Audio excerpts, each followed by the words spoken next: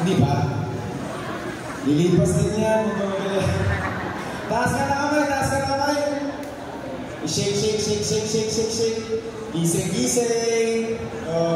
Unang-una po, mga lola at lola ko, kami po mga Yormes Choice. Kami po mga Yormes Choice ay nagpapasalamat. Nagpapasalamat po kami dahil pinili niyo po makasama dito sa aming panyaya po na pinagpumunuan ng ating ama, ang napaka-pogi, ang pinakamagaling na naging mayor sa lungsod ng Manila. Kilala niyo po ba kung sino? Sino? Sino? Opo, tama po kayo. Matanong ko lang mga lola at lola ko, sino po nakakaalala ng unang pagtakbo ni Yorme noong 1998? Taas na kamay. Madami. Madami. Alam niyo po ba, mga lola at lola ko, dahil sa tulong niyo, si Yorme po, ang aking ama, ang naging pinakabatang konsehal ng lungsod ng Manila noong 1998. Opo, totoo po yun. Dahil po sa tulong niyo.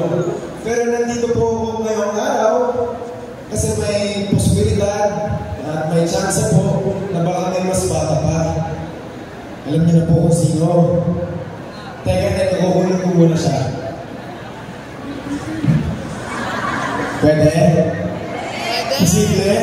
Posible. Sa tulong niyo din po yun. Opo.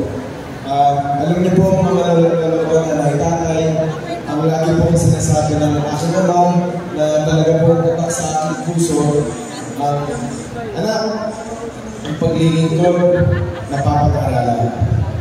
Ang serbisyo natututunan. Pero alam mo, hindi may ituro na mas isila mong tao, magulang mo, kapatid mo, jowa mo. Ayan po pagmamahal mo sa kapatid mong tao na nanggagaling talaga sa kalooban ng puso mo, kundi yun po ang tunay na pagkatao mo.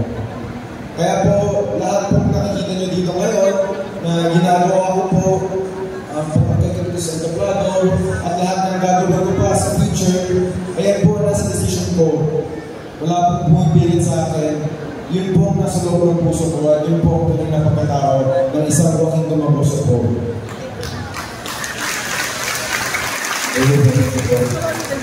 Alam ko po gaano kabigat at gaano kahirap ang pinakasukan ko ng trabaho. Maglingkod, madami pong sakripisyo para maglingkod. Naranasan ko po yun. Teka, paano nyo naranasan? Totoo po, naranasan ko po yun, yung mga sakripisyo. Naranasan ko po yun bilang anak.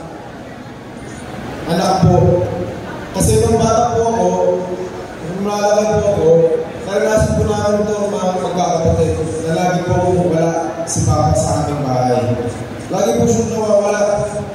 Pag-gising ko po, 5 a.m., 5:30, si Papa paalis na o minsan nakaalis na rin. Pag nakauwi na po ako, matutulog na po ako, si Papa hindi pa nakaka-uwi. At nung kasagsagan ng pandemya po, 3 buwan hindi siya nakuha sa aming bahay. Kaya po, yung mga oras na binigay sa amin ni Lord na makasama si Papa, chineres po namin yung magkakapatid. Naiintindihan naman po namin Naiintindihan naman po namin na si Papa natutulong ng tao. Si Papa may malaking responsibilidad bilang public servant. Bakit? Kasi kapakanan ng tao ang pinag-uusapan. Kaya naiintindihan din po namin yun bilang magkakapatid. Pero, para lang magka-idea din po kayo, ganon din po kayo kamahal ni Yorme. Totoo po yun. Alam din po namin yun magkakapatid. Gano'n kayo kamahal ng ating ama. At may iba naman, matanong ko lang mga lola-lola ko, nanay-natay ko, may nanonood po ba dito ng Lilen Matias? Meron po ba? Unang-una ko sa mga nanonood ng Lilen Matias, nagpapasalamat po ako. Ngayon, tuloy-tuloy po kayo, sumasabay pa sa aming pelikula. Ngayon na po kasi, pinatay na po ako doon, pinigdi po ako doon. Mga lola ko, ako po ay isang artista sa GMA na ngayon guys magka-servisyo para sa inyo mga taga-mundo. Pero sa mga hindi po nakakaalam, ako po ay isang magulang na rin. Ako po ay isang magulang ng isang 2-year-old na anak ko po na pinanalan ko po sa aking tatay. Pangalan ng papa ko is Scott. Ang ako po, Scott. Truthfully, yung pangalan ko po, Joaquin, nanggagaling din po sa pangalan ng ama ng ating ama. Joaquin din po siya. Hindi ko po itinatago nanay tatay, lalo ako na ako'y isang magulang na magkano po nagsaka sa akin na nag-artista po ako na masisira ang artista mo na ang bata-bata mo rin may bata ka pa. Ang bakit? Pero hindi ko po nakinig doon. Ayaw ko pong lumaki na ikinakahiya ko ang pagkatao ko. Ikinatago ko sa inyo. Ang tunay ko pong halaga. Ayaw ko po yun. Angat po yun. Kaya syempre para din doon sa aking magiging sa aking pamilya. Pero bakit ko sinasabi ko? Kasi po, nung sinasabi po nila sa akin, nung mas marami pa akong natutunan sa pagiging ama kaysa sa pagiging artista. At totoo naman po, no, iba po talaga ang pagmamahal ng isang magulang. Tama po ba? Tama po ba?